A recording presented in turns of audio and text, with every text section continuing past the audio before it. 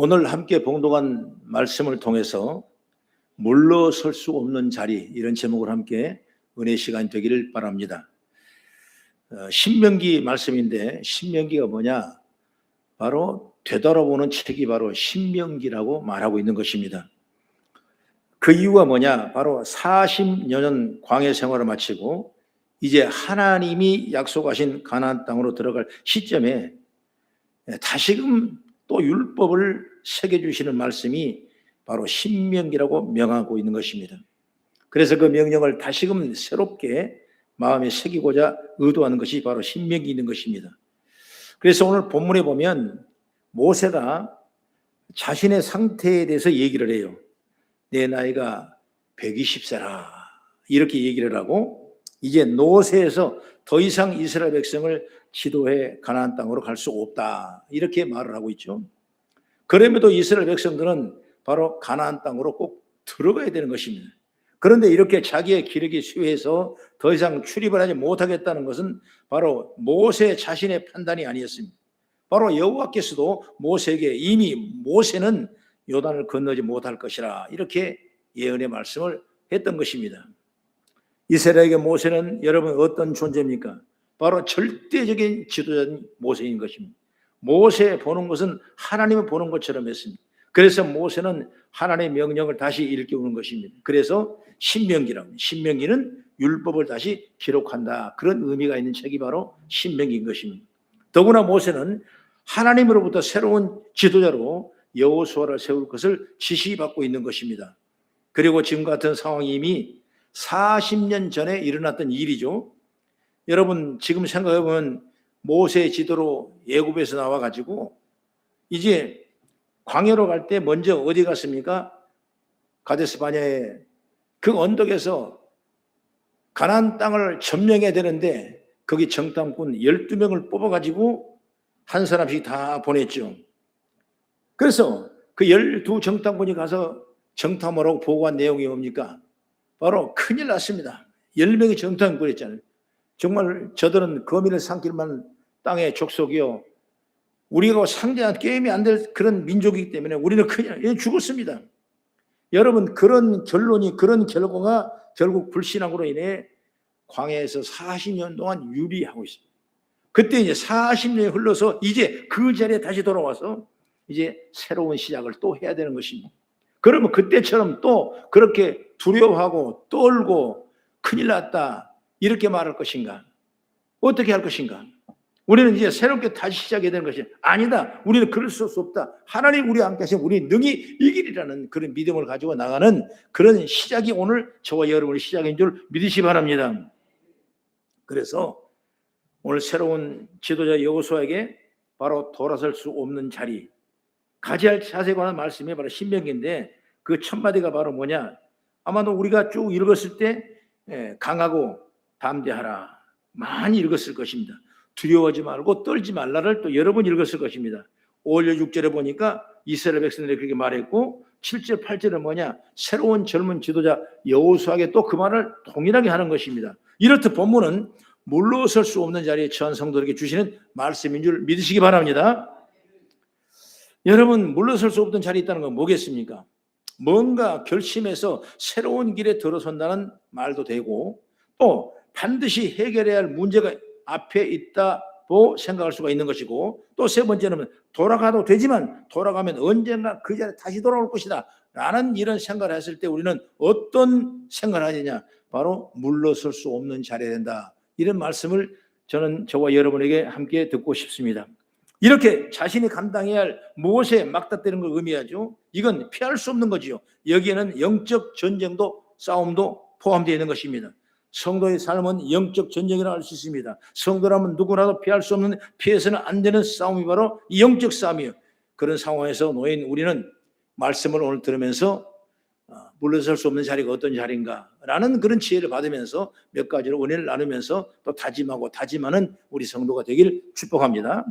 첫째로 뭐냐면 성도는 강하고 담대해야 된다. 따라합시다. 강하고 담대해야 된다. 아멘. 6절의 말씀 보니까 너희는 강하고 담대하라 그랬습니다. 7절에도 말씀 보니까 너는 강하고 담대하라 그랬습니다.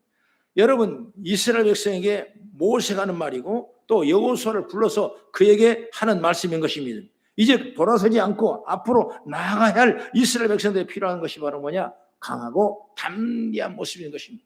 여러분 이제 2025년은 지나갔습니다. 이제 2026년 우리에게 어떤 일이 오더라도 뒤돌아보지 아니하고 강하고 담대한 믿음을 가지고 나아가는 지혜가 있기를 주의 이름으로 축복합니다.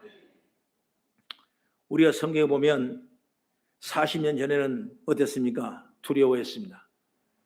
그리고 두려운 자들이 다 가나안 땅에 못 들어가고 40년 유리하다가 이제 새롭게 40년 시작하는 이 시대에 우리가 어떻게 되냐? 두려워하지 말라, 떨지 말라, 강하고 담대하라. 여러분 믿음의 발걸음을 재촉해 나가는 우리 성도가 되기를 난 주의 이름으로 축복합니다.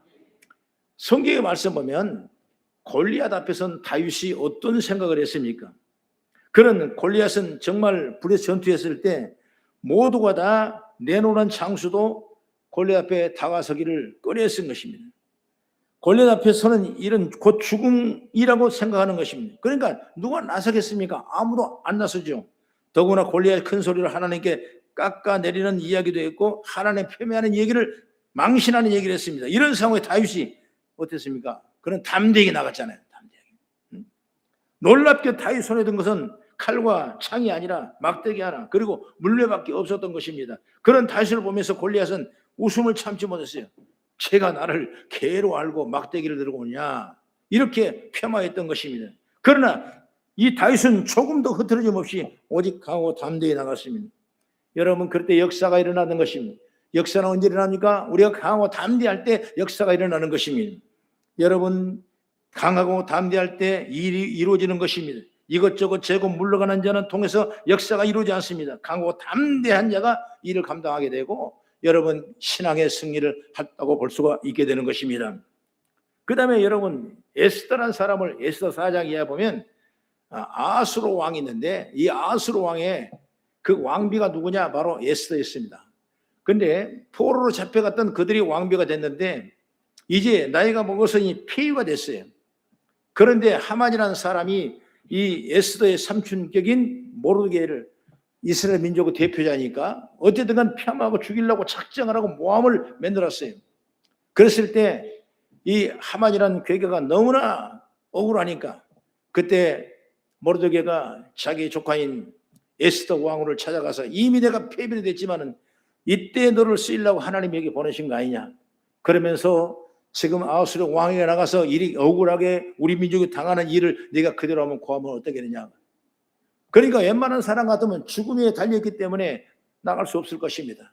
또한 이 왕비가 폐위가 됐기 때문에 다시 나간들 여러분 혹시 그 왕이 받아준다고 하면 수호를 거둘 텐데 많이 안 걷어버리면 그는 영원히 폐위가 될 수밖에 없기 때문에 정말 어려운 과정이 있는 것이죠.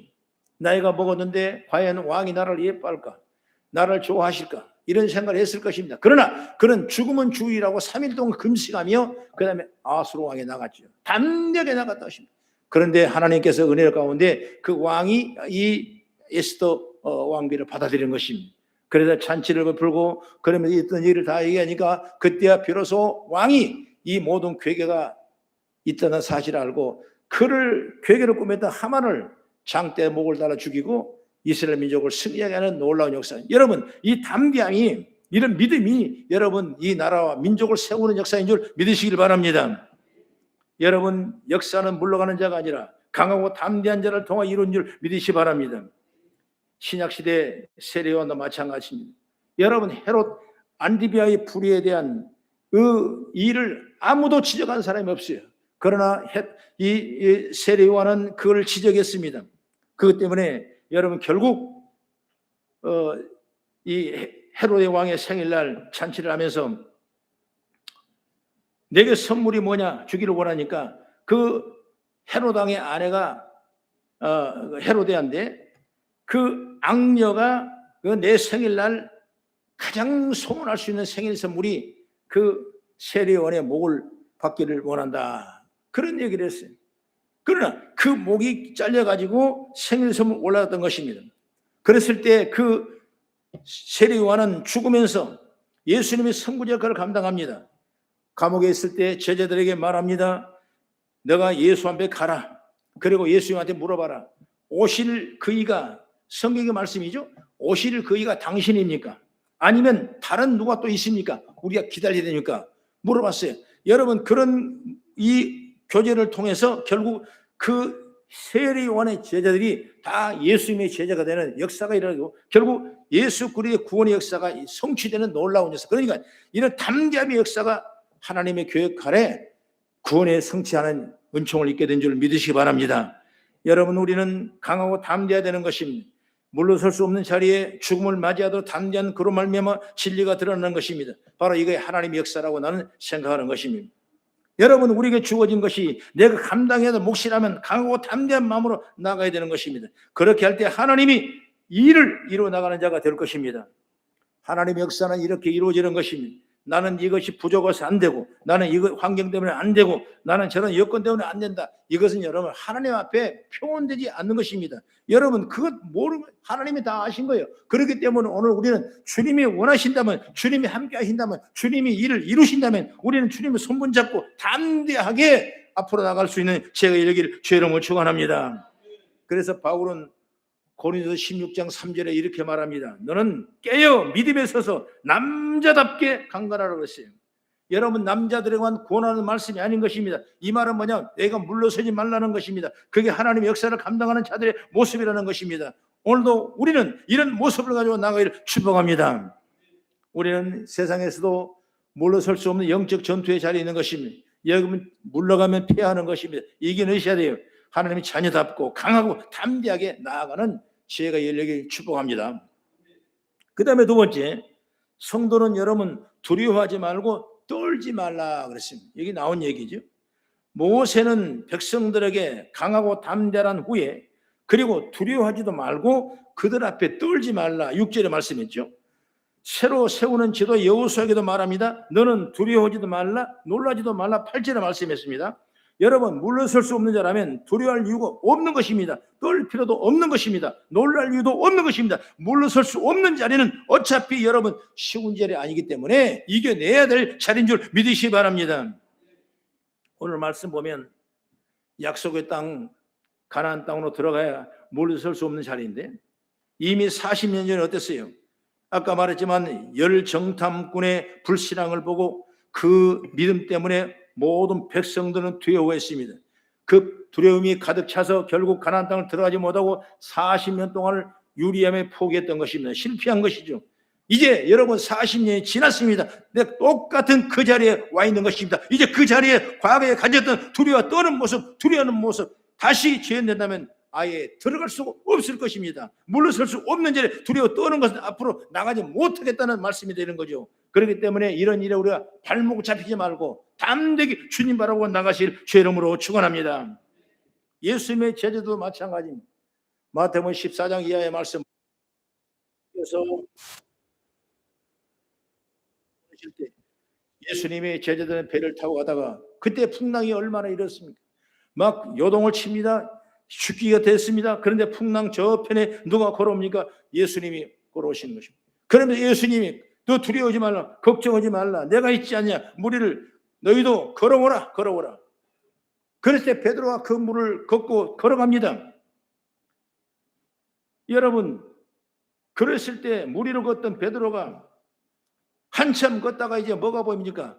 주님이 보이는 것이 풍랑이 보이다 보니까 그는 두려워하고 염려하고 의심했습니다. 그리고 물에 빠졌습니다. 그럴 때 주님께서 그를 꾸짖으면서 손을 붙잡아 주면서 풍랑을 잠잠케 하고, 왜 의심하느냐, 믿음이 적은 자야, 이렇게 말씀했어요. 여러분, 주님의 일은 돈으로 하는 것이 아닌 것입니다. 여러분, 내가 가진 지식으로 일을 하는 것이 아닌 것입니다. 여러분, 주님의 일은 믿음으로 한 줄 믿으시기 바랍니다. 믿음 가지고 있으면 하나님이 다 붙여주세요. 필요한 것도 붙여주시고 안 되는 것 되게 하시고 좋은 일도 우리에게 있게 하시고, 그렇기 때문에 항상 여러분 믿음을 떠나지 아니하고 믿음으로 살아가는 우리 성도가 되기를 주의 이름으로 축원합니다. 그 믿음 뭐냐? 두려워하지 말고 떨지 말라. 하나님이 풍랑인을 잠잠케 하시는 그 믿음을 보고, 여러분 골리앗 앞에 다윗을 이기시게 하는 그 믿음을 보고, 여러분 모르드게 앞에 그리고 하만 앞에 이기게 하는 그 에스더 왕의 그 믿음처럼 오늘 우리가 믿음으로 단단히 서서 나갔을 때 하나님의 영광이 우리 가운데 열매맺게 될 줄로 저는 믿습니다. 물러설 수 없는 자리에 두려움을 갖게 되면 아무것도 못하게 되는 것입니다. 뿐만 아니라 오히려 더 악화하는 상황 속으로 빠져들게, 그러므로 물러설 수 없는 자리에 두려워하거나 떨거나 놀라지 말아라 이것입니다. 다시 말하면 믿음으로 살아라 이것입니다. 그래서 주님은 나를 밀어주시고 나의 등 위에 손잡아 주시고 나와 동행하시고 있는 줄 믿으시기 바랍니다. 우리는 여러 가지 이유로 떨 때가 많아요. 의기소침할 때가 많아요. 나보다 강하게 여기는 사람이 나 일 앞에 떨 때가 있는 것입니다. 권력 있는 사람 앞에 떨 때가 있는 것입니다. 이루어내야 할 일 앞에 우리가 떨 때가 있는 것입니다. 그런데 그렇게 떨다 보면 잘하던 것도 제대로 못하는 경우가 많아요. 무엇을 더 잃지 않으려 하다 보면 그게 욕심이 되게 되고 오히려 두려워지게 만드는 것입니다. 그러므로 모든 것을 하나님께 맡길 때 여러분 두려움을 이길 수 있는 축복의 통로가 여러 개 될 줄로 믿습니다. 이제 한 해 동안 지나갔습니다. 다시 또 옵니다. 다시 와. 이제 지나갔던 시간들을 우리가 이념하면서 다시 한번 우리가 두려워하고 떨지 않고 여러분 믿음으로 감대하게 나갈 수 있는 그런 믿음의 신앙의 접점이 오늘 이 시간 이후에 찾아오길 난 주의 이름으로 부탁합니다. 그 다음에 세 번째, 오늘이 끝이 아니라 내일이 있다. 다시 말하면 성도는 목적을 새롭게 확신하는 지혜가 열리길 바랍니다. 강하고 담대하라, 두려워하지 말고 떨지 말라. 이 본문의 메시지가 주 내용인데 여기 6절 한번 우리 같이 한번 읽어보겠습니다. 6절 시작. 너희는 강하고 담대하라, 두려워하지 말라, 그들 앞에 떨지 말라. 이는 내 하나님 여호와가 그와 함께 하시며 결코 너를 떠나지 아니하시며 버리지 아니할 것임이라 하고, 이 말씀이 뭐냐면 바로 이스라엘 백성에게 하나님이 주신 말씀입니다. 모세를 통해서. 그리고 그 다음에 여호수아에게 똑같은 말을 합니다. 8절에 이제 여호수아에게 말합니다. 시작. 그리하면 여호와 그가 내 앞에서 가시며 너와 함께 하사 너를 떠나지 아니하시며 버리지 아니하시리니 너는 두려워하지 말라, 놀라지 말라. 할렐루야. 여러분, 우리에게 주신 말씀이, 주어진 임무를 주신 말씀이, 우리에게 준 어떤 일이라도 여러분 두려워하지 말고 떨지도 말고 여러분 주님만 바라보고 나가는 그런 지혜와 축복이 있기를 축원합니다. 그럼 어떻게 해야 여호와께 함께 하실까요? 하나님의 명령을 기억하고 따르는 것입니다. 그게 바로 신명기인 것입니다. 하나님께서 하라고 하신 대로 하는 것이 바로 신명기 말씀인 것입니다.